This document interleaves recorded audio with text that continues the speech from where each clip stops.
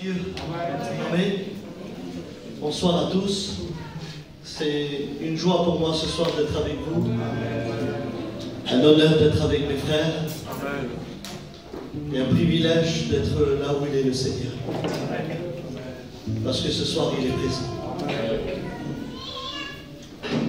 Et je crois de tout mon cœur que ce soir, eh bien, Dieu nous a attirés ici par des cordages. Dieu connaît nos vies, Dieu connaît nos cœurs. Et puis ce soir, je le crois, Dieu n'a pas changé.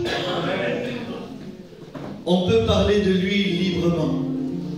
Vous savez, on peut parler facilement d'une personne qui a changé. On dit quel dommage, il a changé. Mais de lui, non. Il n'a jamais changé. Il est le même hier, aujourd'hui, éternellement. Ce qu'il a fait il y a 2000 ans, il peut le faire ce soir. Et il peut le faire demain. Sa grâce, elle est merveilleuse. Alléluia. Dieu nous connaît. Ce soir, j'aimerais vous parler des larmes. Pas les larmes des yeux, non. Parce que regardez, j'ai besoin de personne pour les essuyer. Je fais ça. Et c'est fini. Mais j'aimerais vous parler des larmes du cœur. Seul que personne ne peut essuyer. Seule la main de Dieu. Seulement la main de Dieu. Des personnes ont essayé d'essuyer les larmes du cœur avec de l'argent, avec les convoitises du monde, avec l'orgueil de la vie, mais jamais ils ont pu essuyer. Jamais.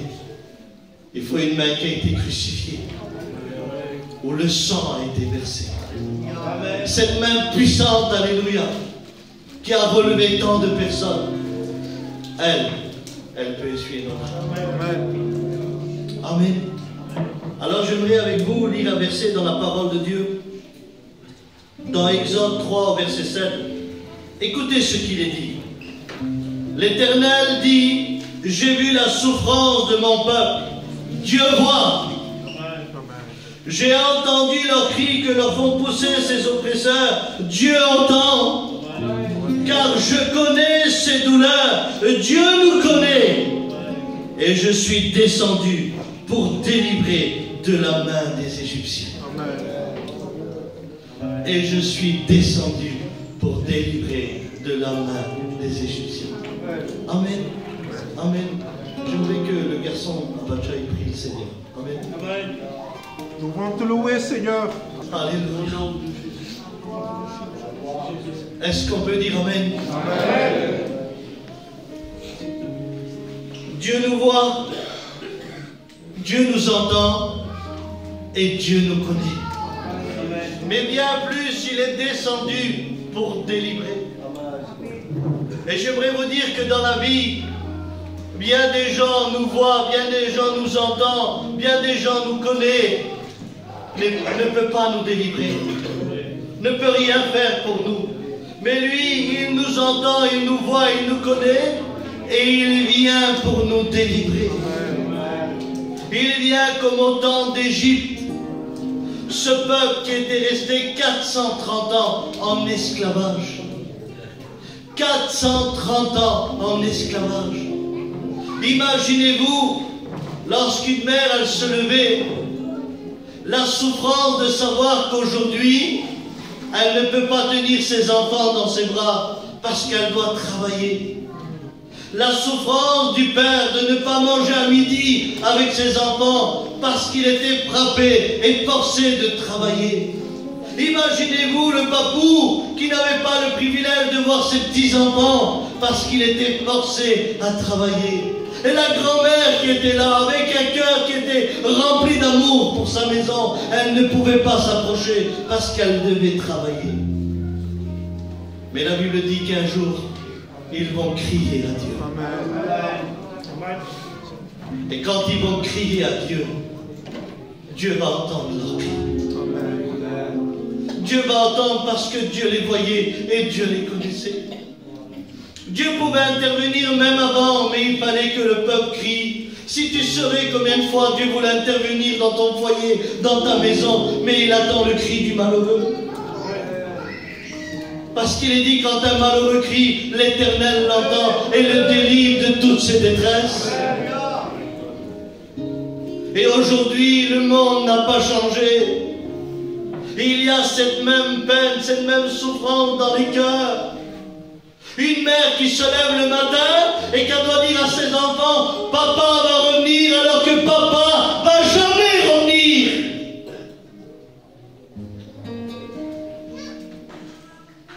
La souffrance de se lever le matin et de voir le foyer de sa fille déchiré. La souffrance de se lever le matin et la première des choses de faire, c'est d'appeler son dealer. Et de dire à sa femme et à ses enfants, je reviens, on mange ensemble, on va se promener, tu es vrai, tu es naturel. Mais une fois que tu vas consommer ce que tu dois consommer, quand tu reviens, tu n'es plus naturel. Le tchoum que tu fais à tes enfants n'est plus naturel. La souffrance de se lever le matin et d'être déchiré par le deuil. La souffrance de se lever le matin et être découragé parce qu'on n'a pas de solution pour arranger nos problèmes. La souffrance de se lever le matin et quand tu montes dans ton camion, tu ne peux pas t'arrêter n'importe où parce que tu es en guerre avec tout le monde. La souffrance d'être isolé, d'être seul. La souffrance de savoir qu'on a grandi sans père, sans mère. La souffrance de savoir que tu es veuve, orphelin. La souffrance de savoir que dans le ministère, tu souffres. La souffrance, ce cœur qui pleure et qui est déchiré par les problèmes de la vie. À un tel point où on ne sait plus comment faire, où on ne sait plus où aller, tellement que notre cœur, il pleure. Parce qu'on est pris par les problèmes de la vie, parce qu'on est pris par la dépression, parce qu'on est pris par l'angoisse, parce qu'on se donne une destinée sur nos vies, comme les Égyptiens se disaient, on va mourir comme ça. Et c'est ce que tu te dis. Tu te dis, je vais mourir comme ma mère, je vais mourir comme mon père, je vais mourir comme ma mamie, dans la peine, dans la souffrance. Tu t'es donné ta destinée. Mais Dieu a des projets merveilleux pour toi. Parce qu'il te voit, parce qu'il t'entend, parce qu'il te connaît. Même si les gens n'ont pas ce regard sur toi, Dieu te voit. Et il est descendu ce soir, réellement, comme un Dieu puissant, ressuscité, qui vit au siècle des siècles, parce qu'il est le Fils de Dieu. Et il est au milieu de nous. Lorsque la souffrance elle vient entourer un cœur, elle est capable de faire du dégât. Je me rappelle dans la famille de ma mère, une femme qui s'était mariée. Et lorsqu'elle s'est mariée, eh bien, sa vie n'était pas terrible. Son mariage n'était pas terrible. Alors c'était divorce sur divorce, problème sur problème. Ils ont arrivé à un tel point que quand ils se quittaient, ils souffraient. Quand ils étaient ensemble, ils souffraient et ils faisaient souffrir les enfants. Vous savez ce qu'ils ont fait à cause de leur souffrance? Tous les deux, l'homme et la femme, ont été à la gare à côté de chez nous et ils ont attendu que le train passe. Ils ont fait semblant de s'embrasser et tous les deux, ils se sont jetés en dessous le train. Imaginez-vous, qu'est-ce que la souffrance peut faire? J'aimerais vous le dire ce soir, si tu ne tues pas la souffrance, elle va t'emporter. Elle va te détruire. Elle va venir, elle va t'enlever le sourire. Elle va te retirer le bonheur de vivre. C'est ça la souffrance. Lorsqu'elle vient dans un cœur, lorsqu'elle vient dans une vie, elle fait du dégât. Écoutez ce qu'il est dit dans le psaume 56, au verset 9. Tu comptes les pas de ma vie errante. Recueille mes larmes dans ton outre. Ne sont-ils pas inscrits dans ton livre? Imaginez-vous ce que David a dit. Tu vois mes pas. Tu connais Dieu, ma vie errante, et tu recueilles mes larmes dans des outres, et elles sont inscrites dans un livre. À chaque fois que ton cœur il pleure, il parle, et Dieu marque dans un livre les paroles que tu dis. Ta souffrance, elle n'est pas négligée devant Dieu. Ta souffrance, elle n'est pas oubliée devant Dieu. À un tel point que David savait qu'il y avait un livre écrit et que ses larmes étaient recueillies. Ils étaient dans des vases, elles n'étaient pas versées inutilement. Dieu était capable d'entendre, de voir et de connaître. Et croyez-moi que nos larmes ont parlé, il y en a des livres en haut. Mon Dieu, il est capable de prendre un livre, Dieu, et dire, écoute-moi, au mois de janvier, à telle heure, tel jour, tu as dit, pourquoi tu m'as abandonné? Il est capable de prendre ces livres, des livres où il a été inscrit à cause de nos larmes, imaginez-vous, à cause de nos larmes. D'ailleurs, à cause de ce verset, au Moyen-Orient, dans les pays arabes et même aux pays juifs, quand une femme, elle souffrait et elle pleurait, elle prenait des petites boîtes et elle mettait ses larmes. C'est vrai, hein, elle mettait ses larmes. Et lorsque la petite boîte était remplie, elle mettait ses petites boîtes devant la porte. Et elle fermait la porte de la chambre. Et quand quelqu'un de sa famille venait et qu'il voyait les boîtes, ça veut dire, ne rentrez pas, je suis en train de pleurer. Je suis en train de souffrir, ne rentrez pas. À un tel point qu'un jour, un archéologue, il a trouvé des cercueils. Et quand il a pris les cercueils, il n'a pas eu peur parce que pour lui, il veut chercher de l'or. Mais quand il a ouvert les cercueils, à côté de chaque homme et chaque femme, il y avait une petite boîte enterrée avec eux. Et sur ces petites boîtes, il y avait écrit larmes. Larmes. C'est-à-dire que les gens qui sont morts, ils se sont dit, moi, je suis mort avec mes larmes, je suis mort avec ma peine, je suis mort avec ma souffrance. C'est ce que ces gens-là ont voulu. Ils ont voulu mourir avec leurs larmes, avec leur souffrance et avec leur peine. Que l'archéologue, il a dit, c'est pas possible qu'il y a de telles souffrances dans ce monde pour que les gens prennent avec eux leur petite boîte. Écoutez ce que David va dire dans le psaume 6 au verset 6. Je m'épuise à force de gémir. Chaque nuit, mon lit est baigné de mes larmes.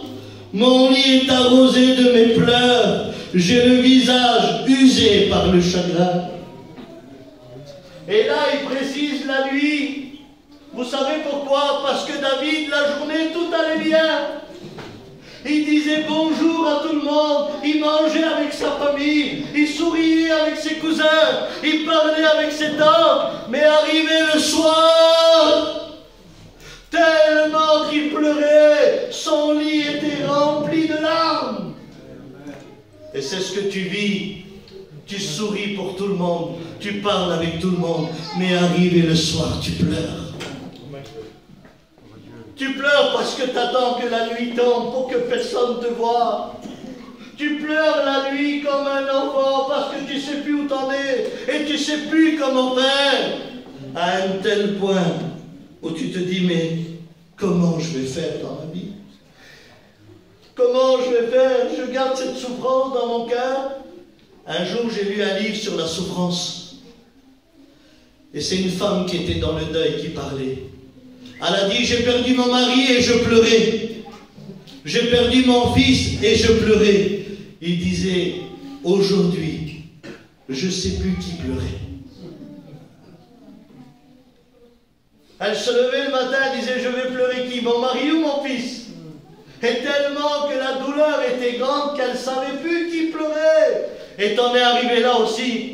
Tu ne sais pas quoi pleurer, tu ne sais pas qui pleurer, tellement que ta situation, elle est compliquée et que les choses ont venu détruire ton cœur à un tel point qu'il pleure jour et nuit. Mais Dieu te voit, Dieu te connaît et Dieu t'entend. Et ce soir, il est descendu pour nous délivrer. Amen. J'aimerais vous parler d'une femme dans la parole de Dieu. C'est dans Luc 7. La Bible dit que Jésus est rentré dans la maison de Simon, le pharisien. Il l'a invité à manger. Écoutez cette histoire. Et pendant que Jésus était à table avec Simon, pendant qu'il était à table en train de manger, la Bible dit qu'une femme pécheresse est venue rentrer dans la maison. Mais avant de rentrer dans la maison, elle sait dans son cœur qu'elle n'a pas le droit de rentrer dans la maison de Simon. Elle sait qu'elle n'a pas le droit d'interrompre Jésus, mais elle a écouté et elle sait que si elle le rencontre, sa vie peut changer. Alors elle va chercher un vase d'albâtre, alléluia. Elle va le remplir de parfum, vous voyez. Quand on veut rencontrer Dieu, on est capable de remplir les choses. Elle n'a pas mis un petit peu. Et le vase d'albâtre, vous savez, le mot albâtre, c'est la matière la plus fragile au monde. C'est le vase le plus fragile au monde. Tu fais ça dessus, là, tic, et il est brisé. Mais elle a voulu faire montrer que c'est elle, ce vase d'albâtre. La vie l'a fragilisé, mais qu'à l'intérieur de ce vase, alléluia, il y a du bon parfum. Et tu sais, quand on veut rencontrer Dieu, il y a des choses bonnes en nous. Dieu met en nous le vouloir et le faire. Et quand elle est rentrée dans cette maison, elle n'est pas rentrée debout. Elle n'a pas dit, Simon, tais-toi, je dois parler avec Jésus. Non, elle n'est pas rentrée comme chef commandant caporal. Je pense qu'il est venu le temps qu'on ne peut plus rentrer là où il y a Jésus comme chef commandant caporal. Parce que si tu es chef et commandant chez toi, fais attention, parce que tu vas faire de ton foyer une armée. Mais si tu rentres comme cette femme, elle s'est mise à genoux, alléluia. La Bible dit qu'elle s'est mise juste derrière les pieds de Jésus. Et la Bible dit qu'elle a commencé à pleurer, et la Bible dit que plus tard, elle mouilla les pieds de Jésus de ses larmes. Et je dis là, Seigneur, il y a un problème. Mouiller tes pieds de larmes, tu peux ramener 5 enfants qui pleurent jour et nuit, et tu ne peux pas mouiller les pieds de quelqu'un. Mais là, c'est écrit. Elle a mouillé les pieds de Jésus de ses larmes. Et vous savez à quoi j'ai pensé? C'est pas écrit, mais c'est dans mon cœur. Et si ce jour-là, elle avait ramené sa petite boîte? Et si ce jour-là, elle s'est dit, moi, Seigneur, je ne vais pas m'enterrer avec mes larmes. Je ne vais pas mourir avec ma souffrance. Parce que moi, j'ai écouté que tu changes les vies. Alors je me mets à tes pieds. Et je commence à verser d'abord mes larmes à tes pieds. Alléluia. Toute ma peine et toute ma souffrance, je la renverse à tes pieds. À un tel point que le pied de Jésus était mouillé. Vous savez ce qu'elle va faire? Elle va prendre ses cheveux, l'honneur d'une femme, et elle va commencer à essuyer les pieds du maître. Amen. Vous savez, chez nous, chez les Roms, ça se fait encore aujourd'hui, quand une femme déshonore son mari, ou quand elle a déshonoré son père, il coupe ses cheveux. Et elle n'a plus l'honneur d'une femme. Et quand elle a les cheveux courts, ça veut dire, j'ai fauté. Mais ce jour-là, elle a pris ses cheveux, elle a essuyé les pieds du maître, elle est en train de dire, Seigneur, tu vois encore l'honneur que j'ai dans ma vie. Mais je t'en supplie, ce soir, je veux que tu changes. Amen. Je veux que tu transformes ma vie. Elle a pris ses cheveux, vous savez pourquoi? Parce que c'est à l'intérieur qu'on a les mauvaises pensées. C'est ici qu'on est condamné. C'est ici qu'on vit dans la souffrance et la peine. Et là, elle s'est dit encore, toutes mes mauvaises pensées, toute mon angoisse, Seigneur, je les dépose à Dieu. Amen. Pourquoi qu'elle ne l'a pas renversé sur sa tête, puisqu'elle était debout? Elle aurait pu le faire. De renverser ses larmes sur sa tête. Elle aurait pu les renverser sur ses mains et de dire, Seigneur, tends tes mains. On m'a dit que tes mains bénies, que tes mains guéries. Elle aurait pu le faire, mais elle le sait. Elle en sait parce que l'endroit où Jésus écrase, l'endroit où Jésus pulvérise, où il dit qu'il a écrasé la tête du serpent, alléluia, et il se blessera le talon. Alors elle ne cherche pas la tête, Elle ne cherche pas les mains, mais elle s'est dit dans son cœur, je viens à tes pieds parce que c'est toi qui écrases ma peine.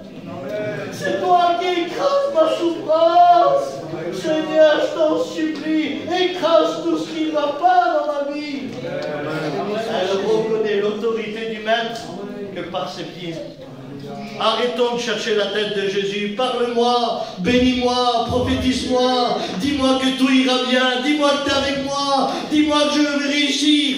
Il y en a qui cherchent simplement la tête. Il y en a qui cherchent simplement les mains. Guéris-moi parce que je dois repartir.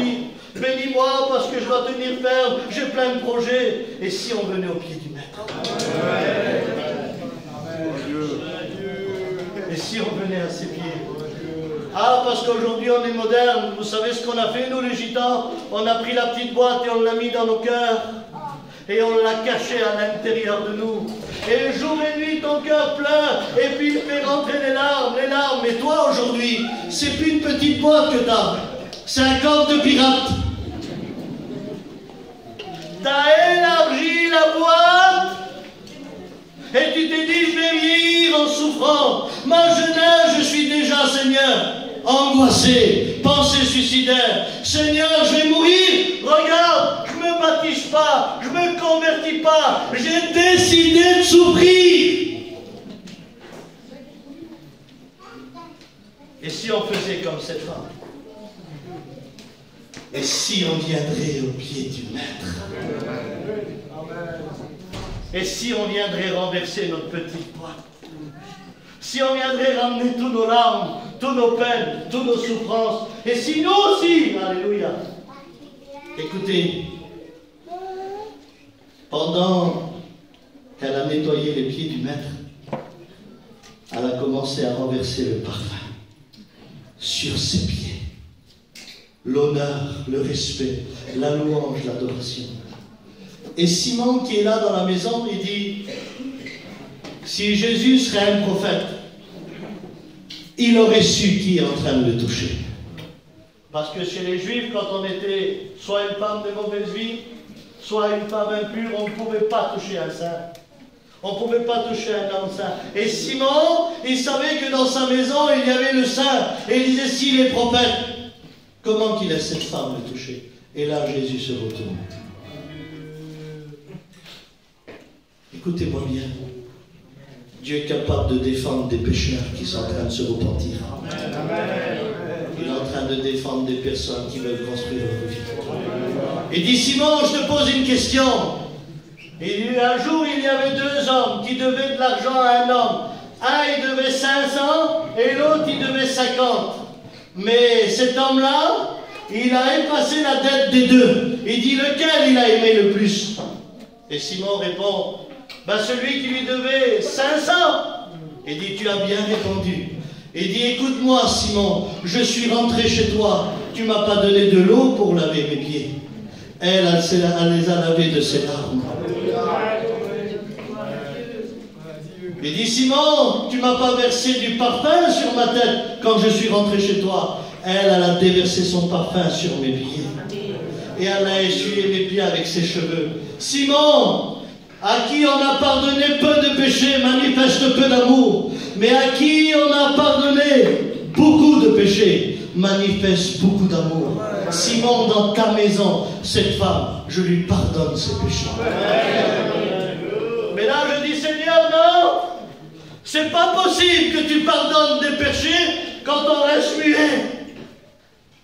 Elle doit t'accepter comme sauveur et maître. Elle doit lever sa main dans la réunion. Elle doit dire pardon pour que tu la pardonnes. Mais là, Jésus me dit, Abraham, petit jeune, alléluia, tu sais pas ce que j'ai écrit dans le psaume 6 au verset 9. L'Éternel entend la voix des larmes.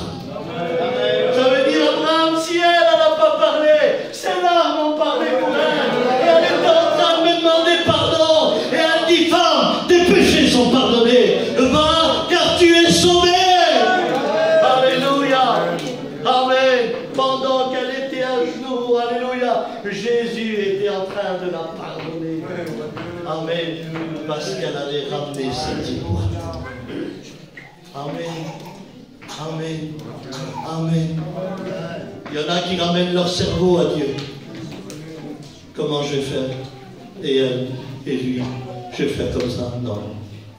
Non, non, non, non, non. Ramène ton cœur qui pleure. Ton cœur qui pleure, où tu essayes d'essuyer les larmes, mais tu ne peux pas. Ramène la petite boîte. Ramène-la parce que Jésus est là. Écoute-moi. Si tu te dis, mais si je viens, qu'est-ce qu'ils vont dire les autres? Ne t'inquiète pas. Jésus s'occupe des Simons. Ne t'inquiète pas. Jésus s'occupe des Simons. Personne ne te juge, personne ne te condamne. C'est lui qui te pardonne. C'est lui qui change ta vie. Abraham, tu es en train de dire là, sur l'estrade, parce que moi je ne te connais pas. Parce que tu ne sais pas ce qu'on nous a fait, tu ne sais pas ce qu'on a vécu. Tu es en train de me dire que ce soir, ma vie qui est brisée peut changer? Oui, si tu le crois, tu verras la porte. Tu es en train de me dire qu'à mon âge, on peut encore se convertir. Il n'y a pas d'âge pour que Dieu guérisse un cœur blessé. Tu es en train de me dire que Dieu a son avenir, mon avenir entre ses mains. Oui, si tu lui fais confiance, ton foyer peut changer. Mais est-ce que tu es prêt ce soir à laisser Dieu? Est-ce que tu es prêt ce soir à ramener ta petite boîte? Est-ce que c'est vrai? Écoutez, Dieu a mis un jour pour sortir son peuple d'Égypte. Mais il a mis 40 ans pour sortir l'Égypte de leur cœur. C'est pour ça que pendant des années, tu as été formé, travaillé, creusé à l'intérieur de toi. Il a fallu que Dieu enlève l'Égypte. Il a fallu que Dieu enlève les coutumes et les traditions et les mauvaises compréhensions pour qu'ils arrivent au pays de Canaan. J'aimerais te dire ce soir que Dieu veut rendre ton cœur léger, rempli d'amour et de compassion. Il veut te faire voir qu'il t'a vu, qu'il t'a entendu et qu'il te connaît. Il est venu te dire ce soir, je peux faire quelque chose pour toi. Je vous pose la question dans la simplicité. Et croyez-moi, ce soir, même si nous on ne le voit pas, il y en a des boîtes. Hein. Oh mon Dieu. Il y a des boîtes même avec des chaînes croisées, avec des verrous à faire. Et tu as décidé de souffrir. Tu as décidé de pleurer. Tu as décidé que dans ta vie, tout allait mal. Tu as décidé de ne plus revenir à Dieu. Tu as décidé de ne plus prendre ton culte. Tu as décidé de ne plus te lever servir Dieu. Tu as décidé d'abandonner le ministère. Tu as décidé de ne plus pardonner. Tu as mis des chaînes. Mais ce soir, les chaînes sont brisées. Parce que les pieds du maître vont écraser, alléluia, toute autorité de l'ennemi, alléluia. Jésus va écraser, alléluia, tout péché qui se dresse devant lui, parce qu'il est capable de pardonner, de purifier, de racheter et de régénérer. Il est le Jésus tout-puissant. Dans la simplicité ce soir, je vous pose la question, dans la simplicité, qui voudrait ce soir apporter sa petite boîte à Dieu? Moi ce soir j'apporte ma petite boîte. Lève ta main, je prie pour toi. Dieu te voit, Dieu te voit, Dieu te voit, Dieu te voit, Dieu te voit, Dieu te voit, Dieu te voit, Dieu te voit, Dieu te voit. Au fond là-bas, Dieu te voit.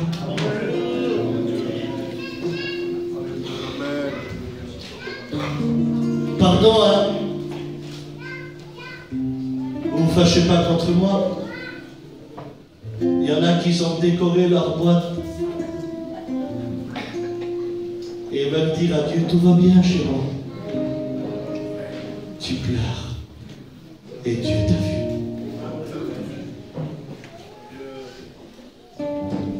Il y en a qui mettent des lumières sur leur boîte et ils disent, nous on est modernes. Ah oui, t'es moderne, il n'y a pas de problème. Mais qu'est-ce que tu pleures?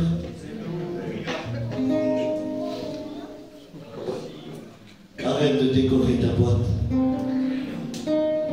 Apporte-la au pied du maître. Viens sortir de ta souffrance.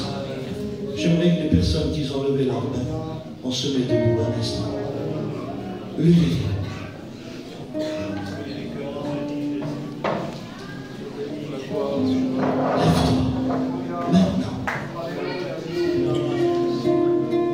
Lève-toi maintenant. Je t'en supplie, lève-toi.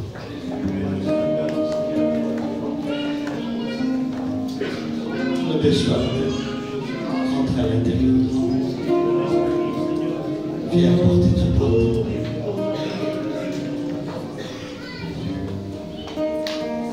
Il y a encore des personnes qui doivent se lever. Vous savez pourquoi? Parce que Jésus n'a pas changé.